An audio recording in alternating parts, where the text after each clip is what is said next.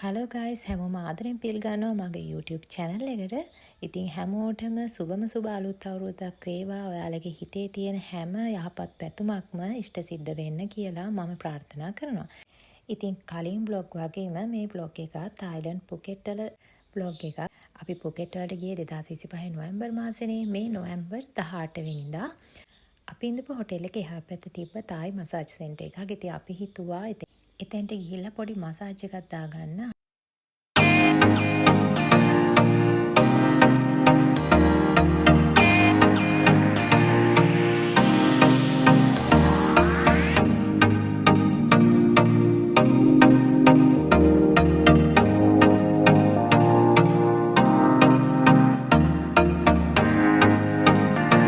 අපි ආව මසාජ් කරලා. ඔයා කොතනද මසාජ් කරා? බෙල්ලයි තාම. හිතයි.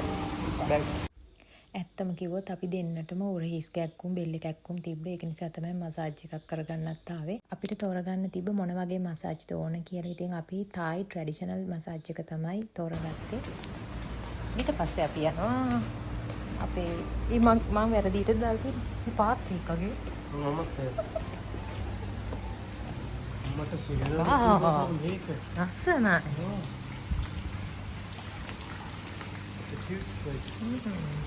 මකර මේක ඇතුළේ මේ ලස්සන වගේම හරිම සුවඳයි. මෙන්න මේ ආන්ටි තව ආන්ටි කෙනෙකුයි තමයි අපි දෙන්නට මසාජ් එක කරේ. මේ අවුට්ෆිට් එක ඇඳගෙන තමයි අපිට මසාජ් එක කරේ. ඇත්තට මසාජ් එක මට නම් හොඳයි. හැබැයි තාරට නම් එච්චර සෙට් උන්නේ නැහැ කියලා කිව්වා.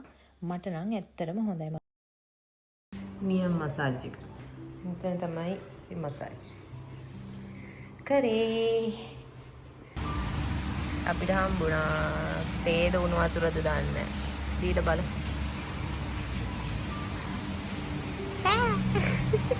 ඉඟුරු දාලා උණු වතුර වදිනවා.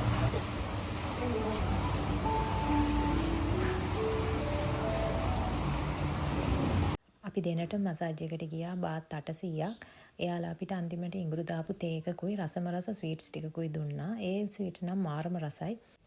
එතන මට නම් ගොඩාක් හිතට ඇල්ලුවා. මොකද සුගඳ වගේම හරිම ලස්සන සංගීතකුත් ගියා. ඉතින් ලංකාවේදී නම් ඉතින් මසාජ් සෙන්ටර් එකට යන්නේ එක හීනයක් නේ. ඉතින් එදා දවසේ ගෙවුනේ හැම තමයි අපි එතන ටිකක් වෙලේ ඉඳලා අපි ආයෙත් ගියා හොටෙල් එකට.